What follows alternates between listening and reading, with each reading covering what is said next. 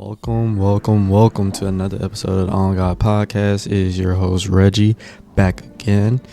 Hopefully everybody's listening is doing well out there. Let's get into it. So I want to start the show off with Keith Lee. I want to start with Keith Lee. If you don't know who Keith Lee is, he's this TikToker and he does food reviews. He's actually a chill dude. Very popular on TikTok and shit. And recently he did a lot Atlanta tour. He was in Atlanta for a couple days, and he went and tried a bunch of different Atlanta restaurants and shit.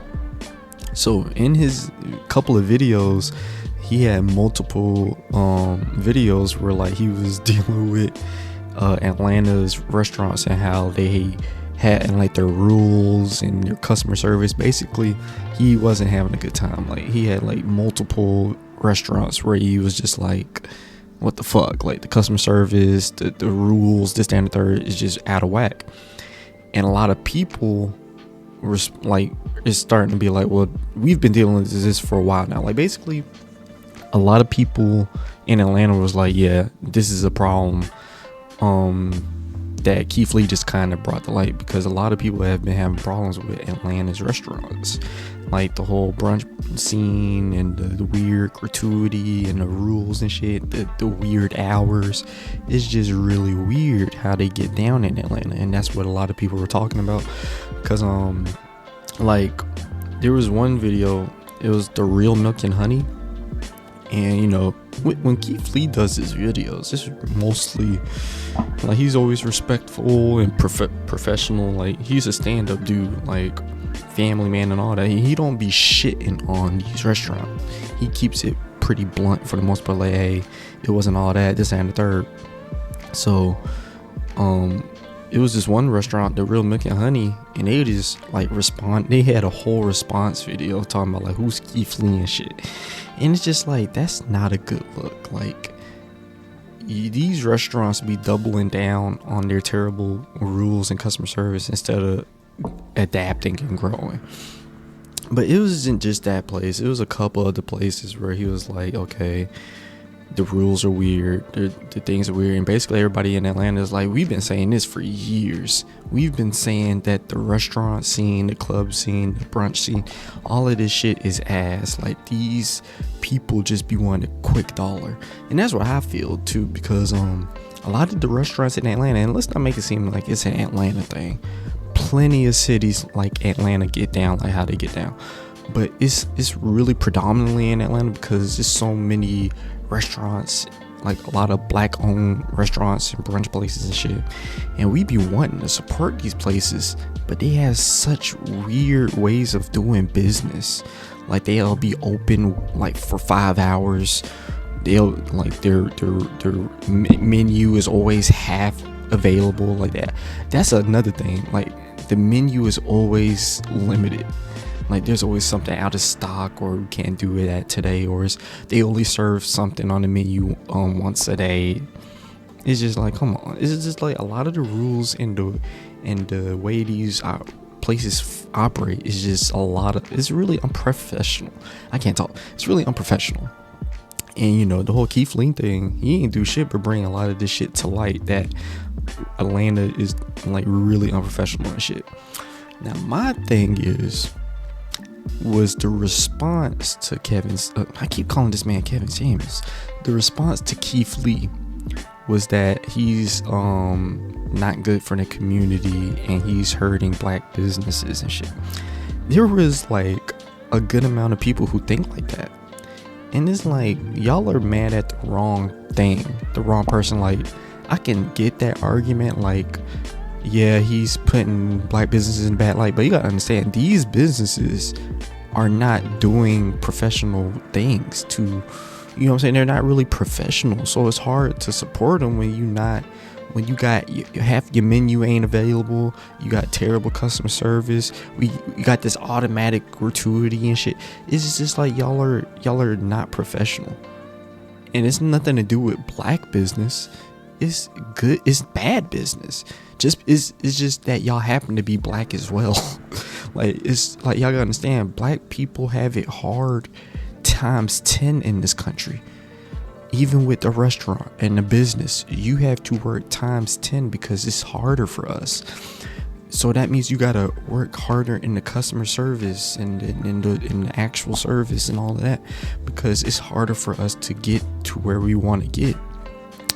And just because it's harder don't mean we gotta kiss ass. Like, if your service is butt, I don't give a fuck if you black.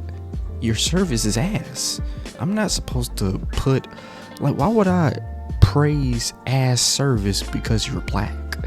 Y'all see, that's the thing with black people. Y'all think because we're all black that we supposed to support each other off rip. That's not how shit work. You niggas be getting by with that whole black owned business shit. You still have to provide a business. You still have to provide a service. Just because you black, like, niggas will literally start a business and be black and that's it. Like, oh, I got a black clothing brand, I got a black restaurant.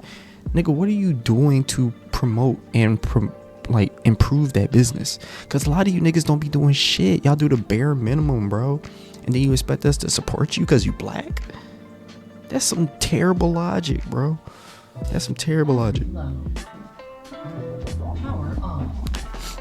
But yeah, it's terrible logic. Honestly, I feel like with black businesses, and we should support black businesses, but we should support good black businesses. Because why would we support poor black businesses because just they black? And I get it, we should be supporting each other as a community. We have to keep the dollars circulating and all that bullshit. But still, we not about to just support subpar business just because you black. That's terrible logic, bro. I don't give a fuck if you black as fuck. I'm not about to just support you because you black. And the people who was saying that shit, like he's hurting the black community, he's hurting black businesses, these businesses are hurting themselves. Don't put this shit on Keith Lee. This man, like, Keith Lee is such a good dude, and he be putting disclaimers. Hey, I'm not trying to shit on this business. If you want to try it yourself. You know what I'm saying? Like, he knows the power he has, and he lets it be known. Hey, I am a regular man. I'm a family man. I'm not God. I'm not a food critic. I'm just a regular man who likes to eat and give his opinion on it. And he lets people know that. And some people are taking it as if, oh, who's Keith Lee? He ain't all that. It's just like, you gotta you gotta be a smart person and respond in smart ways. Like, yeah, Keith Lee might be a nobody, but he's not. Like, this man has millions of TikTok followers. You gotta understand the influence. Like, and another thing, to say he's hurting black businesses, do you not know the power of Keith Lee? This man has been visiting some restaurants, and the restaurant's business has increased tenfold. Like, their numbers have just gone up and up. So you got some restaurants who need a Keith Lee visit because that shit would help their business. So this notion that he's hurting businesses is lame, because the only business that he would be hurting is the businesses that ain't doing good in the first place, who probably had terrible customer service, like terrible food service, terrible all hours. You know what I'm saying? Like, they weren't doing good in the beginning anyway. So don't blame Keith Lee when they already had shortcomings way before Keith Lee. I think Keith Lee is just exposing that shit. Like, he's just bringing it to light, and that's what he did for the Atlanta shit. And I think it's good. Like, he's going to a lot of these, like, he's going to New York now, he's going to these places, and honestly, it may seem like exposure as a good and a bad thing for a lot of these places, because it's like, you want him to come to your place, but you don't want him to shit on your place, but you need to provide a good service. Like, it's just that simple. But yeah, don't blame Keith Lee on the whole black service shit. Like, the black community, they be killing me with that shit. Like, you're supposed to support black businesses. You don't want to put, like, Chad Ochocinco was talking about that. Like, I don't like Keith Lee. He's supposed to support black business. Like, nigga, if you was actually using your head, you would know he's actually supporting these businesses. Like, the fact that he's recording a video and letting niggas know, here, I'm here at this place, that's more than enough. Because, again, back to what I was saying earlier, Keith Lee is very influential. He has like millions of followers. Just the fact that he's announcing that he's at this restaurant, people are going to look it up and be like, damn, I need to go there. So whether it's good or bad, good publicity, like, all publicity is good publicity, whether it's good or bad. So, I don't know. People should be looking at it like, this is a good thing, but people want to be offended. instead of improving their business. It's crazy. I just had to speak on that because I like Keith Lee. Like, I think he's a good dude. He's a good family man. He's a man of God. It's hard to be mad. It's hard to hate on Keith Lee. Yet you have people hate on Keith Lee. I don't get it. Like, that's the last person you would want to hate on. Alright. So another thing I want to talk about is music, bro. Like, music is always evolving, and that's a good thing and a bad thing, because there's this video that was talking about like 90s R&B and how we don't have music like that anymore. And the dude's logic was because we don't go to church, or the music isn't associated with church. And I just thought that was the dumbest shit I heard that day. Like, I hear a lot of dumb shit, but that was probably one of the dumbest shits I heard in a while. But, you know, everybody's opinion is different. You gotta respect people's opinion. But honestly, I feel like music is constantly evolving. 90s R&B wasn't like 70s R&B. And in the 2000 R&B wasn't really like today's R&B. Like, R&B is just a good example of how music is going to always change, because today's R&B don't really sound like the 90s and the 2000s, and it's a good thing and a bad thing, because we're getting new sounds, we're getting new vibes, but people still want that. Man, people don't make music like, people don't like, I hear a lot of people will be like, dudes don't cry in their songs, and they don't say I love you and shit. Dog, first of all, go, if you really want that type of music, nigga, go back and listen to it. Like, why do y'all want niggas like new sounds to sound like old sounds? Music is supposed to evolve, and I know people don't want to hear that. Tough Titty is like, music is evolving. Like, people be wanting their favorite artists to make the same shit they made when they first started. The Weeknd, for example. I love The Weeknd. And a lot of people was like, I just want the old Weeknd. Nigga, the old Weeknd is there. It's on Apple Music and Spotify. Just go listen to it. But The Weeknd is evolving as an artist, and I like that. And that's just one example of our plenty of artists evolve. And that's just the point of music. Music evolves. You can't expect music to sound the same every decade. Like, that's dumb. So you niggas who be like, oh, I want 90s R&B back, people don't sing like they do in the night. Nigga, go listen to 90s R&B then. It's not that hard to go make you a little 90s R&B playlist. It's not that fucking hard. But it's not like, you can't expect today's music to sound like yesterday's music. Does today R&B sound like 70s R&B? 70s, you had fucking Teddy Pendergrass and shit. That music will be timeless, just like the 80s and the 90s and the 2000s. But what we should do is cherish those times in music instead of wanting to repeat it. Like, why do we need to repeat those sounds? We already had it. We had it at its peak. We had some of the greatest artists make those music. We don't need to hear it again in 2023. Let music evolve. The reason why we don't hear niggas crying in the songs and sing, because music has evolved. If you really want niggas crying in the songs and I love you baby, I'll never live without you, just go on Spotify and type in 90s, type in 80s, type in 70s. It's not that hard, people. It's not that, like, we live in a day and age, it's beautiful, where technology, we can just access that music like that. And you niggas be wanting that shit again. Like, nigga, just go listen to it. Like, music is evolving. It's going to evolve. And like I said, it's a good thing and a bad thing, because some people like, damn, we'll never hear music like that again. But that's kind of the beauty in it. We shouldn't want to, like, I mean, I wouldn't be mad if certain music trends come back, but at the same time, we'll never get music like the 70s and the 80s again. And that's a good thing, because we should cherish those times in music as special. It's just same as today. Today's music is really futuristic and shit. We should be appreciative that we're getting new sounds and shit.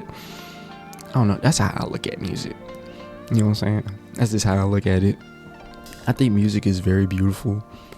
I love how music is always adapting and how it's always evolving. Like, just like this year alone, 2023's music, you can hear the influence, you can hear how it's evolving in the beats, the lyrics, the sounds. You can hear it compared to like 2 years ago.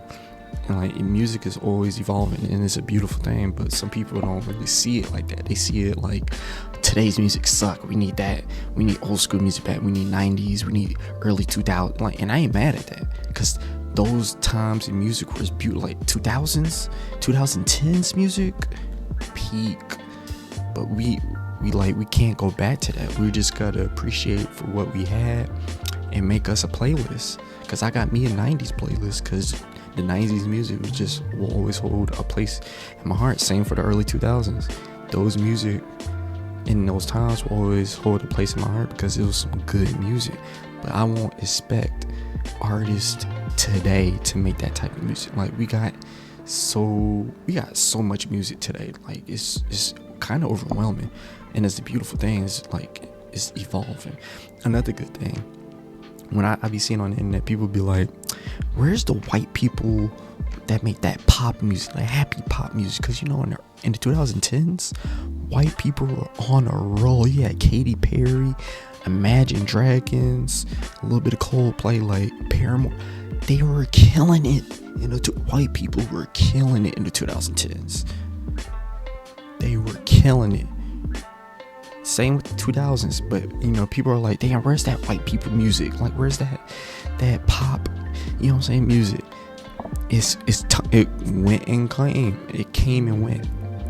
It was a time in music where we had great white people music, but now it's kind of gone. And I'm not saying white people don't make good music today.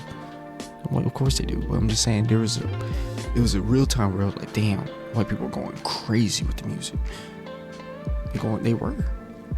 They were like, white people were killing the pop scene, and it's like, we kind of I had a conversation with my friend like that. I was like, damn, where's that pop fun white people music? Where's that at? You know, I wish that we had that. But you know, like I said, music is always evolving. Like, it's just adapting to the times and shit. And it just makes you think. It makes you wonder and shit. But yeah, I just had to get that off my chest. I just want to talk about that, man. I think I'm gonna end it there. I appreciate everybody listening, man, the support.